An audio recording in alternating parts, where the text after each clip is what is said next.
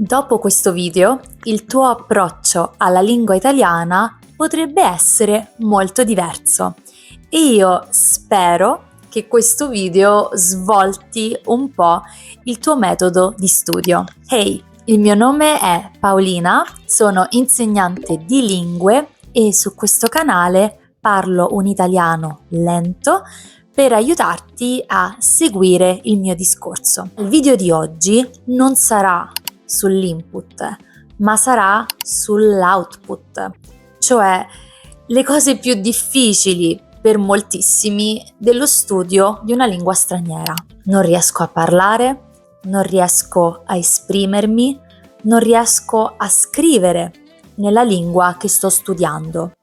Anche se capisco tutto, non so come dare voce ai miei pensieri. Per oggi ho stilato una lista, quindi ho creato una lista di cose più semplici e gratuite e mano a mano più avanzate e anche con un costo, ma che effettivamente possono aiutarti a migliorare il tuo italiano, soprattutto nel parlato. Sono cose che io ho fatto per migliorare il mio inglese e sto facendo adesso per migliorare il mio francese e spagnolo.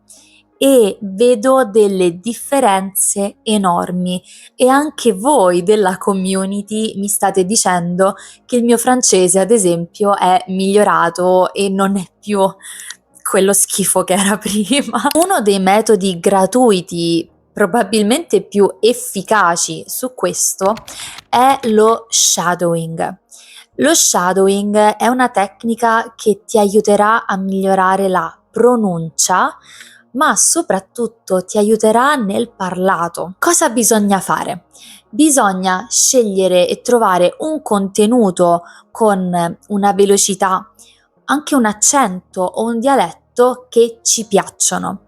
In questo caso puoi scegliere qualsiasi video, ovviamente deve essere un video di un madrelingua o qualcuno che parli veramente bene la lingua che vuoi studiare. Il tuo obiettivo è andare a imitare questa persona e anzi quasi a prevedere come quella persona parlerà. Ti servirà per questo esercizio la trascrizione di ciò che viene detto e proverai a dire quel testo, quelle frasi esattamente come un madrelingua, come una persona di livello avanzato. E mentre provi a leggere e a dire le cose in quel modo, avrai in sottofondo la persona che ha la pronuncia che tu desideri e quindi ripeterai questo esercizio più e più volte fino ad avvicinarti il più possibile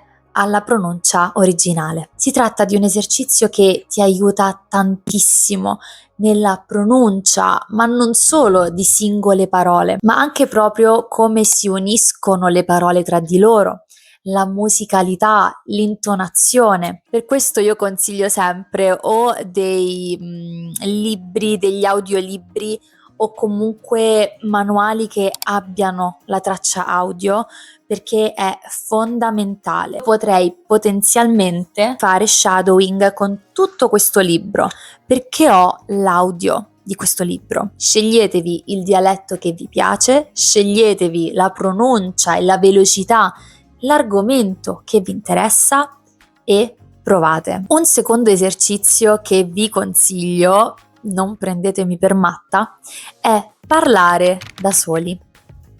E parlare da soli può essere anche avere un canale YouTube, oppure parlare mentre si cucina, mentre uno si fa la doccia, mentre si stendono i panni.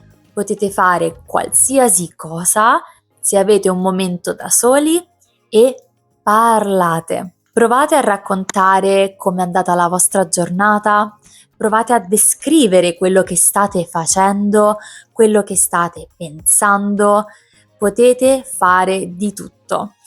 Un grandissimo consiglio, e è tutto assolutamente gratuito finora è anche registrare dei vlog o dei video come questo in cui parlate, ma nella vostra lingua che volete studiare. Non è semplice, il fattore del video magari vi mette in soggezione, non vi fa sentire troppo a vostro agio, quindi potete scegliere l'alternativa più semplice, più immediata, parlare da soli. Il vantaggio del parlare da soli è il non sentirsi giudicati da nessuno. Potete fermarvi, riflettere, dire qualsiasi cosa, potete ricominciare ogni volta che volete e soprattutto potete veramente dedicare il tempo che vi pare. Tutto il tempo che volete potete fare pratica.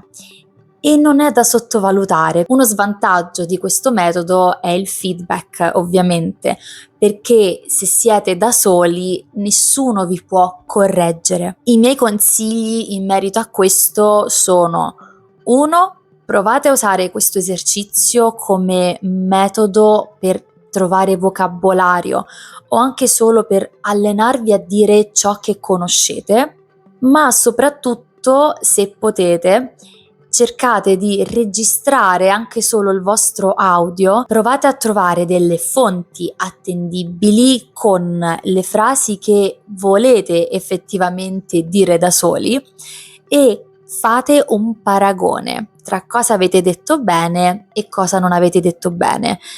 È molto difficile da fare da soli, secondo me.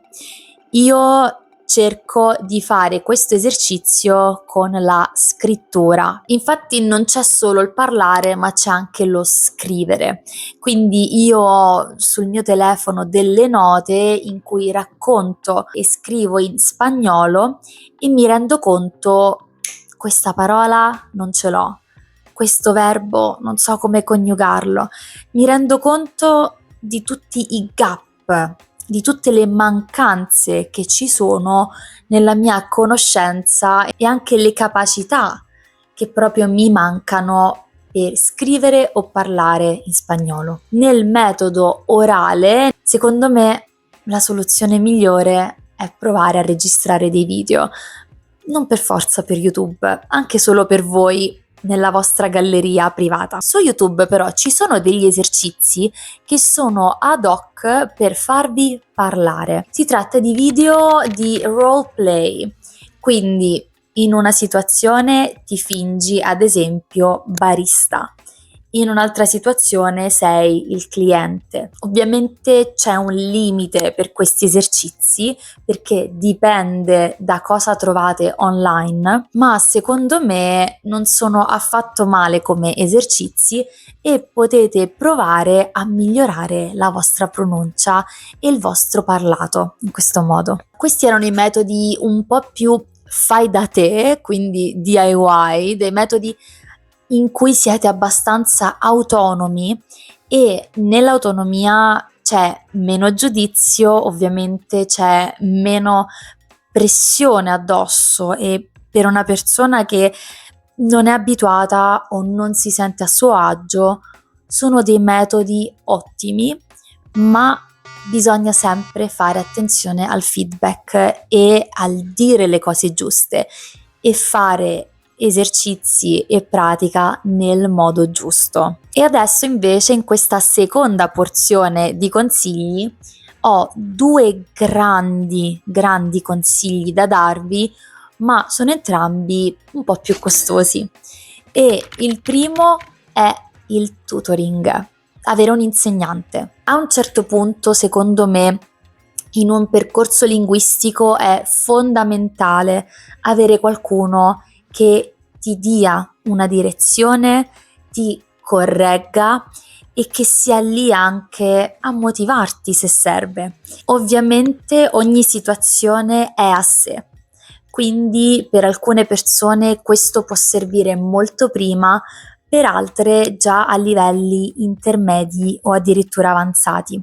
In ogni mio percorso, per ogni lingua che ho studiato o che sto studiando, a un certo punto ho avuto degli insegnanti che mi dessero la direzione giusta. Il feedback non è un aspetto da sottovalutare, perché non si tratta di "Oddio, ho fatto troppi errori, non so niente", ma si tratta anzi di rendersi conto che se riusciamo a fare quelle modifiche che ci vengono consigliate, possiamo sbloccare e migliorare tantissimo le nostre capacità. Mi è piaciuto tantissimo uno degli ultimi video che ha fatto anche Lucrezia. Ovviamente, se studiate italiano conoscerete Lucrezia, ve lo consiglio perché lei parlava del metodo a spirale. Quando noi studiamo una lingua non è sempre tutto lineare e a volte bisogna tornare indietro e rafforzare degli argomenti, delle tematiche, delle strutture che per noi già erano state affrontate, già sono conosciute, già le ho fatte, ma a volte serve un ripasso, serve rivedere delle cose. È difficile fare dei passi indietro o magari è difficile ricevere feedback perché a volte viene percepito come, non so, ho sbagliato, non sono in grado, non dovrei sbagliare. Niente di più falso. Nello studio delle lingue sbagliare è essenziale, è veramente essenziale. Se volete veramente migliorare tanto e avete la disponibilità, io vi straconsiglio di scegliere un insegnante, di trovare un percorso personalizzato o comunque che vi riguardi da vicino, in modo che possiate veramente risolvere problemi, difficoltà e rispondere a domande che magari vi portate avanti da tempo. Come ultimo consiglio, questo non riguarda solo l'output, ma riguarda in generale lo studio di una lingua. È un consiglio che può non valere per tutti, però secondo me è tanto importante trovare persone con cui parlare, ad esempio gruppi di conversazione, fare amicizia con persone che parlano quella lingua o addirittura viaggiare e buttarsi in esperienze dove vi serve quella lingua. Sono situazioni che vi possono sbloccare, motivare ed aiutare tanto. Fare amicizia, ad esempio, può essere gratuita come esperienza. L'importante è anche riuscire a comunicare all'altra persona che se doveste fare degli errori, se doveste commettere qualche errore, vi piacerebbe ricevere un po' di critiche costruttive, sempre costruttive.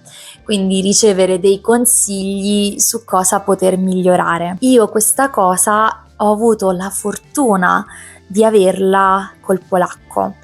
Quando sono stata all'università, le mie colleghe e anche carissime amiche mi spiegavano quando sbagliavo qualche desinenza, quando sbagliavo qualche espressione e mi correggevano, sempre in modo super rispettoso, e io ero felicissima perché il mio polacco è migliorato tantissimo grazie a questa semplice cosa che non aveva prezzo per me. Se sei arrivato fino a questo punto del video, adesso chiudi il video e cerca di fare una di queste cose. Può essere 5 minuti, come può essere un'ora. Prova a fare shadowing, prova a fare conversazione tra te e te, prova a scrivere cosa pensi. Se vuoi scrivere, puoi scrivere anche un commento qui giù dicendomi che difficoltà trovi magari con la lingua italiana. Quest'anno spero veramente di portare contenuti che ti aiutino il più possibile nello studio e nel parlare questa lingua, perché non è solo studio, ma è anche poi viverla la lingua effettivamente. Ti ringrazio come sempre, ti lascio i miei ultimi 2 video dove ti racconto com'è Roma, la capitale dell'Italia, e sono stata alla metro di Roma al Colosseo che ha aperto veramente di recente ed è splendida.